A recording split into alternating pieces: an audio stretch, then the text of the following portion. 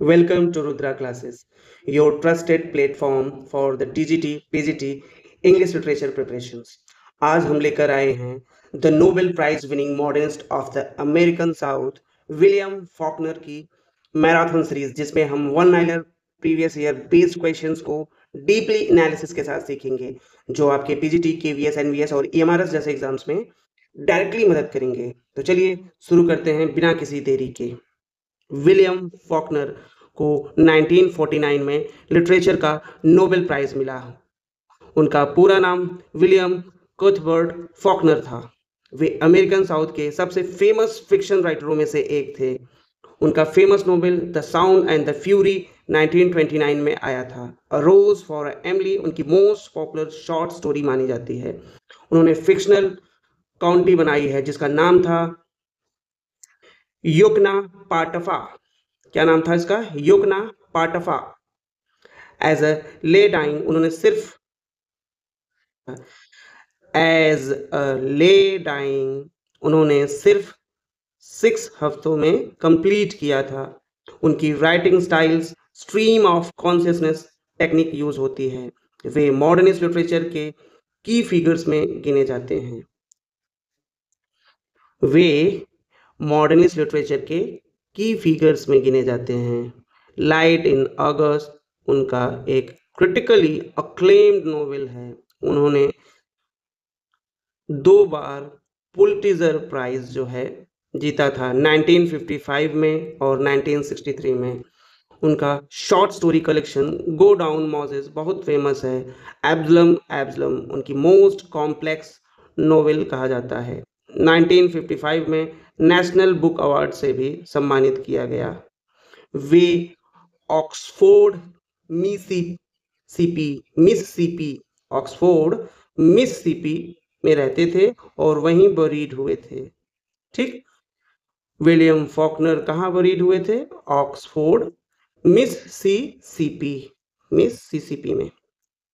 उनके वर्क्स में race, history, memory जैसे थीम्स प्रोमिनेंटली दिखते हैं। उन्होंने हॉलीवुड में भी स्क्रीन राइटर के रूप में काम किया। द बियर एक पावरफुल एल्गोरिकल स्टोरी मानी जाती है। 1940 में उन्होंने द हैमलेट नाम का एक नोवेल लिखा था। कब लिखा था? 1914 में। किसने लिखा था द हैमलेट? विलियम फॉकनर ने। नोबेल प्राइज स्पीच में उन्होंने मैन्स स्पिरिट और सर्वाइवल की बात की। द रिवर्स उनका आखिरी पब्लिश्ड नोवेल था। द रिवर्स उन्होंने अक्सर अपने कैरेक्टर्स को मोरली और कॉम्प्लेक्स और फ्लॉड दिखाया है। सदर्न गॉथिक स्टाइल में उनके राइटिंग का हिस्सा मानी जाती है। सदर्न गॉथिक स्टाइल उनके राइटिंग का हिस्सा मानी जाती है। उनका फिक्शनल वर्ल्ड बहुत सारे रेकरिंग कैरेक्टरों से भरा हुआ है। उनका फिक्शनल वर्ल्ड बहुत सारे रिक्यूरिंग कैरेक्टरों से भरा है। उन्होंने सेंचुरी नाम का एक कंट्रोवर्शियल नोवेल 1931 में लिखा था। बैरन बर्निंग उनकी एक वाइडली टॉट शॉर्ट स्टोरी है। फॉकनर का लिटरेचर ह्यूमन साइकोलॉजी को डीपली एक्सप्लोर करता है। उनके characters often guilty, conflict, trauma से जूझते हैं। उन्होंने कई नॉवेल्स में सिविल वॉर, स्लेवरी जैसे मुद्दों को उठाया। उनका फिक्शन सदर्न ट्रेडिशंस, कल्चर को डिपिक्ट करता है। फॉकनर ने फॉकनेरियन नरेटिव टेक्निक्स के लिए जाने जाते हैं। फॉकनर को फॉकनेरियन नरेटिव टेक्निक्स के लिए जाना जाता है। उनके कई works non linear and fragmented narrations को फॉलो करते हैं। उन्होंने प्रोज में पोएटिक डिवाइसेस का यूज किया। फॉकनर के सेंटेंसेस लंबे और कॉम्प्लेक्स होते थे।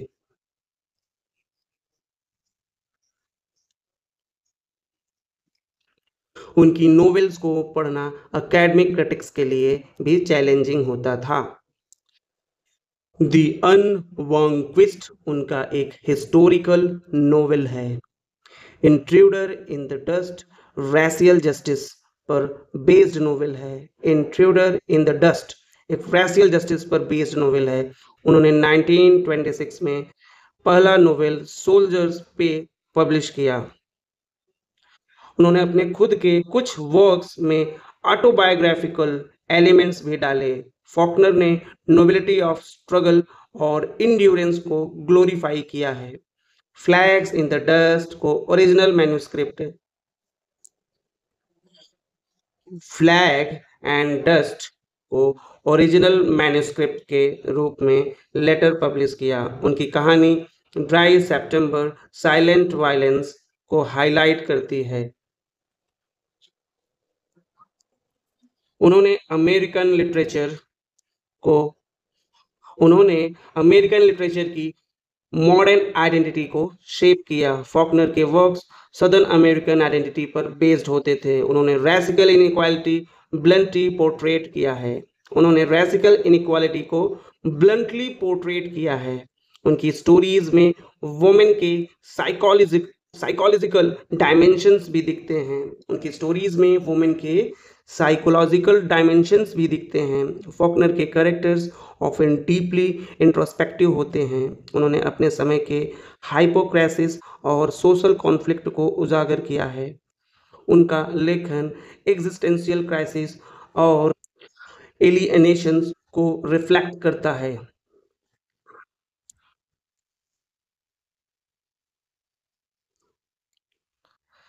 फॉकनर को अक्सर जेम्स जॉयस से कंपेयर किया जाता है। उन्होंने मल्टीपल नरेटर टेक्निक्स का भी प्रयोग किया है। उनके fictional works southern American geography से जुड़े हैं। द वाइल्ड पॉम्स उनकी एक्सपेरिमेंटल नरेटिव स्ट्रक्चर नोवेल थी। फॉकनर की literary themes universal yet deeply regional है। उनकी डेथ 1962 में कार्डियक अरेस्ट से हुई है। उन्होंने अमेरिकन लिटरेरी कैनन को रिडिफाइन किया है। फॉकनर की स्टोरी कॉम्प्लेक्स और क्वेश्चंस को रेज करती है। उनके कैरेक्टर्स पर्सनल हिस्ट्री की बोझ से दबे होते हैं।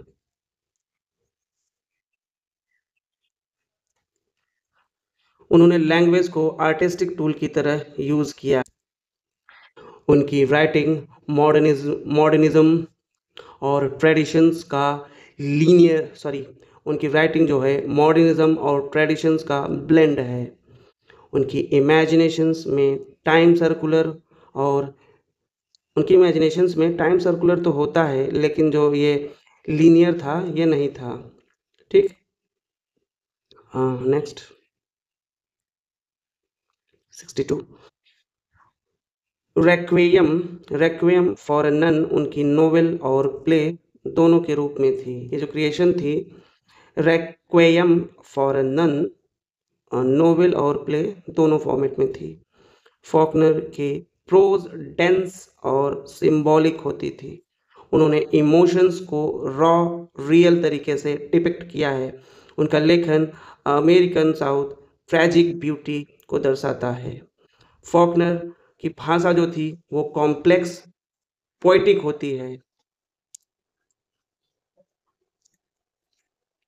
उन्होंने वायलेंस को नरेटिव के सेंटर में रखा। उन्होंने वायलेंस को नरेटिव के सेंटर में रखा। मेल कैरेक्टर्स ट्रबल्ड मैस्कुलिनिटी को रिप्रेजेंट करते हैं। उन्होंने मेमोरी को फ्रैगमेंटेड वे में प्रेजेंट किया। उनकी नोवेल्स ऑफन अनरिलायबल नरेटर्स के प्रोस्पेक्टिव से लिखी जाती थी। ये सब की पॉइंट्स हैं। फ्रैगमेंटेड वे में प्रेजेंट किया। Novels of an unreliable narrators और पर्सपेक्टिव्स में लिखे जाते थे। किस पर्सपेक्टिव्स में लिखे जाते थे? अनरिलायबल और नरेटर्स के। पाइलॉन उनकी एविएशन थीम बेस्ड नोवेल थी। उनकी लैंग्वेज इंटेलेक्चुअल और इमोशनल दोनों स्तर पर काम करती थी। उन्होंने फ्लॉड फैमिलीज देयर लेगेसीज को हाईलाइट किया है। उनका लिटरेचर स्लो रीडिंग और डीप थिंकिंग की मांग करता है। फॉकनर की स्टोरी टेलिंग सिनेमैटिक होती है।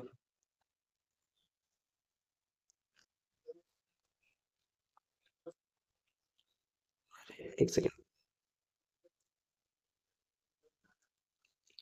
फॉकनर की स्टोरी टेलिंग कैसी होती है, सिनेमैटिक होती है। उनकी राइटिंग्स में मिथ और हिस्ट्री का एक सुंदर कॉम्बिनेशन होता है। उनकी स्टोरीज में साउथ डीके डिग्निटी दोनों दिखती है। उन्होंने इमेजिनेशन से सदर्न कम्युनिटी को इमॉर्टल बना दिया। उनके कई वर्क्स उनके पॉस्थुमसली पब्लिश हुए।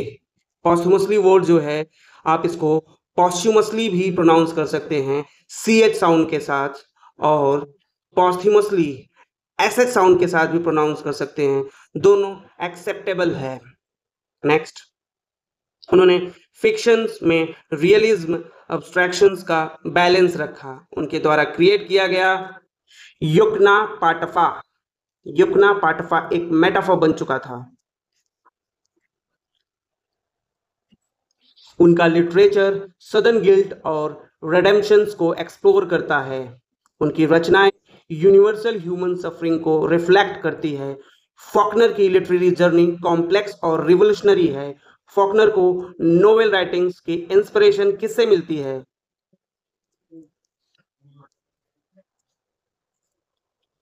फॉकनर को नोवेल राइटिंग की इंस्पिरेशन किससे मिली है? सर वुड एंडरसन से मिली है। फॉकनर ने खुद कहा था यह कि सर वुड एंडरसन की राइटिंग और गाइडेंस ने उन्हें बहुत इन्फ्लुएंस किया है। विलियम फॉकनर, विलियम फॉकनर को नोबेल प्राइज फॉर लिटरेचर कब मिला था? 1949 में।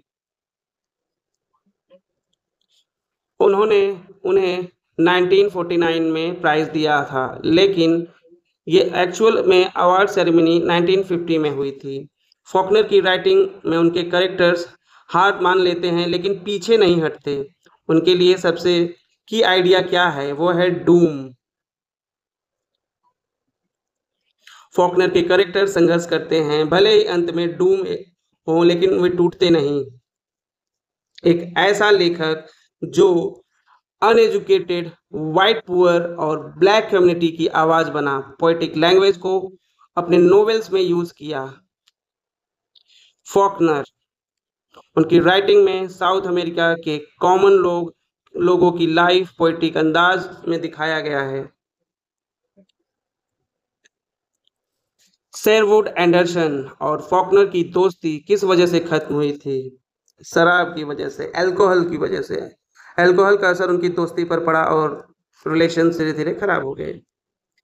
यूनिवर्सिटी पोस्ट ऑफिस में फॉकनर ने जॉब छोड़ी थी, क्या रीजन था? खुद से रिजाइन दिया था उन्होंने। एक्चुअली फॉकनर का काम में इंटरेस्ट नहीं था और वो ड्यूटीज को लेकर केयरलेस रहते थे, इसी वजह से उन्होंने जॉब छोड़नी पड़ी। इसीलिए उनको जॉब जो है छोड़नी पड़ी थी। फॉकनर का सबसे बड़ा लिटरेरी रिवाइवल कौन था? ये थे हेमिंगवे। फॉकनर और हेमिंगवे की राइटिंग स्टाइल्स बिल्कुल अलग थे। लिटरेरी वर्ल्ड में दोनों को रिवाइवल्स की तरह देखा गया है। फॉकनर को डिनर पर इनवाइट किया गया लेकिन उन्होंने पोलाइटली मना कर दिया। उन्होंने कहा, I am too old to go that far to eat with strangers. किसने इनवाइट किया था? प्रेसिडेंट कैनेडी ने। अमेरिका के जो 35th प्रेसिडेंट थे, इन्होंने इनवाइट किया था। जॉन एफ कैनेडी ने इनवाइट किया था। फॉकनर ने दूरी और उम्र का रीजन देकर मना कर दिया। सिंबोलिज्म, एल्गोरी, मल्टीपल नरेटर्स, अलग अलग पर्सपेक्टिव्स, नॉन लीनियर प्लॉट और स्ट्रीम ऑफ कॉन्सिस्टेंस जैसे टेक्निक्स किस राइटर ने यूज किए हैं? ये फॉकनर ने यूज किए हैं। फॉकनर की राइटिंग में एक्सपेरिमेंटेशंस और डीप साइकोलॉजिकल नरेटिव देखने को मिलता है। फॉकनर की नोवेल्स जेफरसन नाम का फिक्शनल टाउन आता है जो रियल लाइफ में टाउन से किस टाउन से इंस्पायर्ड है? वह जो है, जो उनकी एक काल्पनिक टाउन थी, फिक्शनल युकना पटाफा काउंटी से है। ऑक्सफोर्ड, लेफेटी काउंटी, मिसिसिपी, इन्हीं को मॉडल मान बनाकर युक युकना पटाफा काउंटी क्रिएट किया। फॉकनर को यूएस आर्मी ने क्यों रिजेक्ट किया था? उनकी हाइट रिक्वायर्ड स्टैंडर्ड से कम थी, इसलिए उन्हें रिजेक्ट कर दिया गया।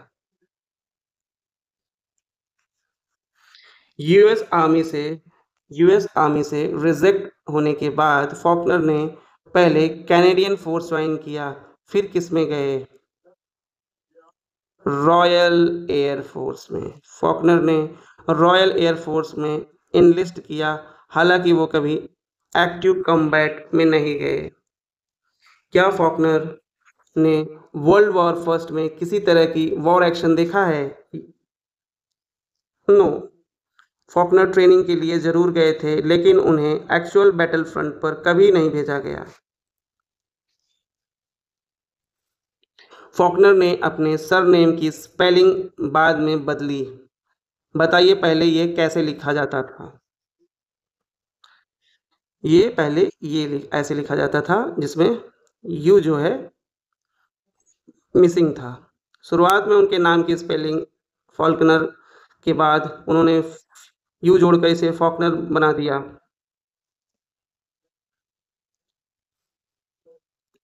फॉकनर का नाम किस जगह से सबसे ज्यादा जुड़ा है? ये था मिस सी सीपी। मिस सी सीपी में उनका ज़्यादातर लिटरेरी काम मिसिसिपी की स्वाइल और कल्चर से डीपली कनेक्टेड था। फॉकनर का पहला नोवेल सोल्जर पे किसके इन्फ्लुएंस में लिखा था? उन्होंने शेरवुड एंडरसन के इन्फ्लुएंस में लिखा था। शेरवुड एंडरसन ने न सिर्फ उन्हें लिखने के लिए इनकरेज किया, बल्कि उनके पब्लिशर से भी इंट्रोड्यूस कराया था उन्हें। फॉकनर ने किससे शादी की थी? ये थी एस्टेला ऑर्जलम ओल्डहैम। स्टिला ओल्डहैम उनकी टीन एज लव थी, बाद में उन्होंने उनसे शादी की। Estelle Oldham. राइटर को टेक्निक में इंटरेस्ट हो तो वो सर्जरी और ब्रिक लेइंग करे, और राइटिंग में शॉर्टकट नहीं होता। आर्टिस्ट को खुद की गलतियों से सीखना पड़ता है। ट्रू आर्टिस्ट किसी से एडवाइस नहीं लेता, वो सिर्फ खुद से आगे निकलना चाहता है। यह बोल्ड एडवाइस किसने दी? फॉकनर ने ही दी थी। फॉकनर राइटिंग को एक डीपली पर्सनल और सीखने का प्रोसेस मानते थे। फॉकनर का होना ही बाकी राइटर्स के लिए डायरेक्शन बदल देता था। कोई भी राइटर्स नहीं चाहता था कि उनका ठेला उसी पटरी पर फंस जाए जहां डिक्सी लिमिटेड निकल रही है।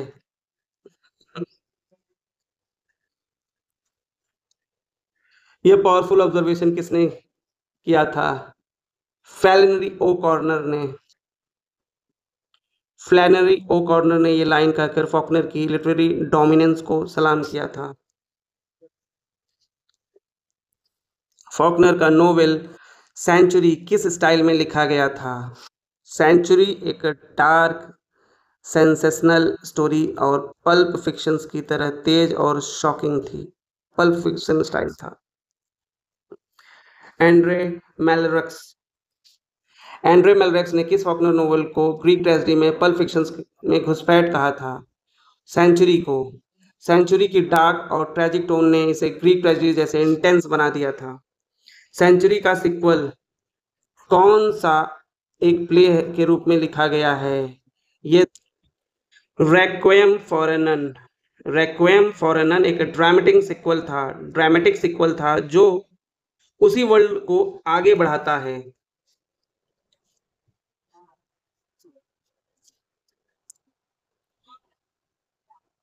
फॉकनर को दो नेशनल बुक अवार्ड्स भी मिले थे, एक 1951 में कलेक्टेड स्टोरीज के लिए और दूसरा 1955 में किस नोवेल के लिए?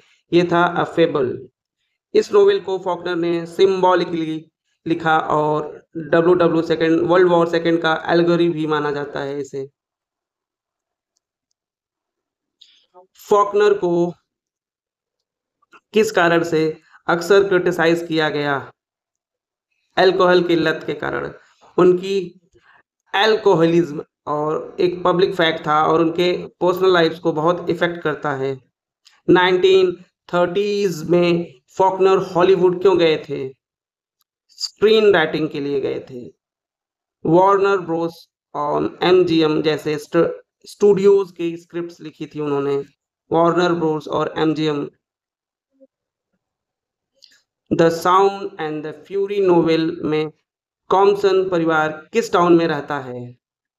जेफरसन। जेफरसन नाम का यह फिक्शनल टाउन युकना पटाफा युकना पटाफा काउंटी में स्थित है और फॉकनर के ज्यादातर नोवेल का सेंटर पॉइंट है। The sound and the fury के क्विंटिन कहा पढ़ाई करने जाता है। जो क्विंटिन था, कोई करेक्टर होगा, तो वो हार्वर्ड जाता है। कैम्पसन घराने में निग्रो सर्वेंट रहते थे, उसका नाम था डिस डायल्सी। डायल्सी नाम था उसका। डायल्सी इस नोवेल की मोरल बैकबोन मानी जाती है, स्ट्रॉन्ग और केयरिंग। डायल्सी। कैडेंस का दूसरा नाम क्या था और नोवेल में बार बार यूज हुआ है? कैडी था। कैडी कॉम्सन फैमिली के सेंट्रल फीमेल करेक्टर्स है और पूरे नोवेल में उसके नॉन प्रेजेंट प्रेजेंस महसूस की जाती है। कैडी इलिजिटिमेट बेटी है। कैडी इलिजिटिमेट बेटी है मिस क्वेंटिन की। नोवेल में एक आदमी के साथ भाग जाती है और उस आदमी को कैसे रेफर किया गया है? A man with red tie. Red tie वाला एक मिस्टीरियस करेक्टर नोवेल एंड में बहुत चर्चा में आता है। क्वेंटिन किसकी इलिजिटिमेट बेटी थी? यह थी कैडी की।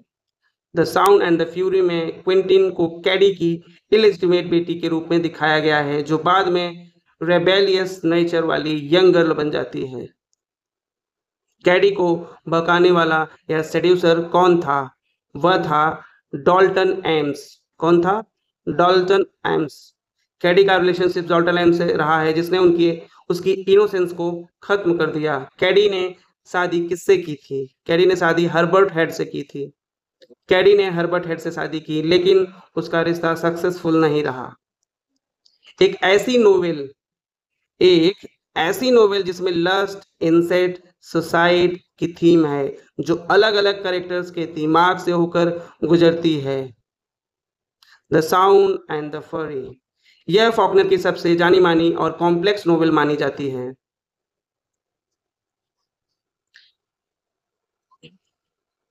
एक ऐसा मेंटली चैलेंज्ड बॉय जो दिन भर लार टपकाता रहता है, सिर्फ कैडी उसे शांत कर सकती थी। यह कौन था? या बेंजामिन था या बेंजी था?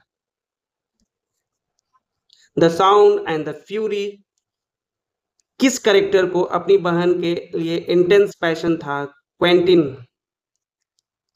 किसने अपनी बहन की शादी दुखी होकर किसने अपनी बहन की शादी से दुखी होकर खुद को पानी में डुबो दिया था? ये था क्वेंटिन। क्वेंटिन गिल्ट और फैमिली डिसऑनर की वजह से सुसाइड कर ली। क्वेंटिन ने गिल्ट और फैमिली डिसऑनर की वजह से सुसाइड कर लिया था।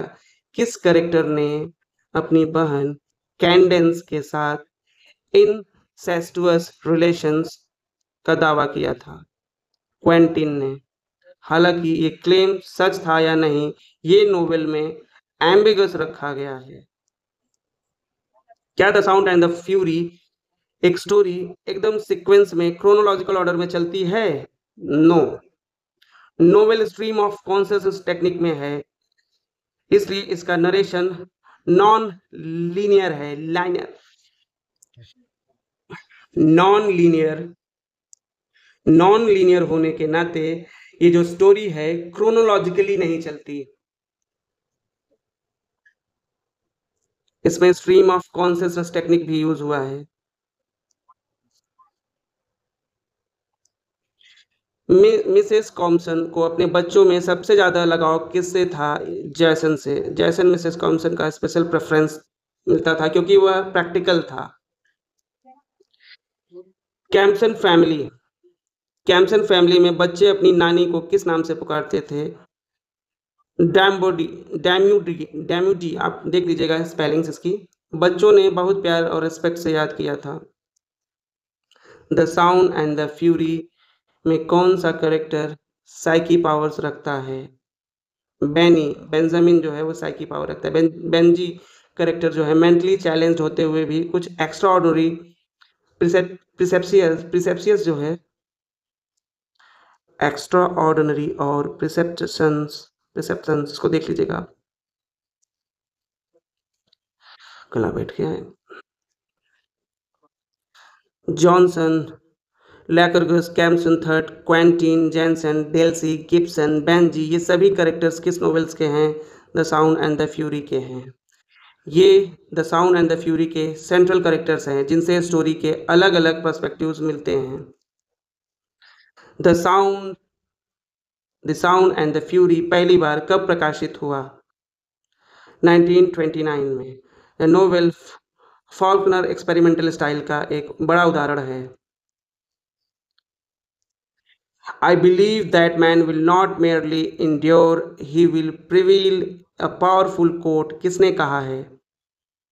विलियम फॉकनर ने। फॉकनर ने नोबेल प्राइज स्पीच में यह प्रेरणादायक शब्द जो है कहे थे। The poet's voice need not merely be the record of a man, it can be one of the props, the pillars to help him endure and prevail। ये किसका कोट है? विलियम फॉकनर का। फॉकनर मानते थे कि लेखक का काम सिर्फ दिखाना नहीं बल्कि समाज को सहारा देना है। अगर आपने यह वीडियो पूरा देखा है तो अब विलियम फॉकनर आपके लिए एक आसान टॉपिक बन चुका है।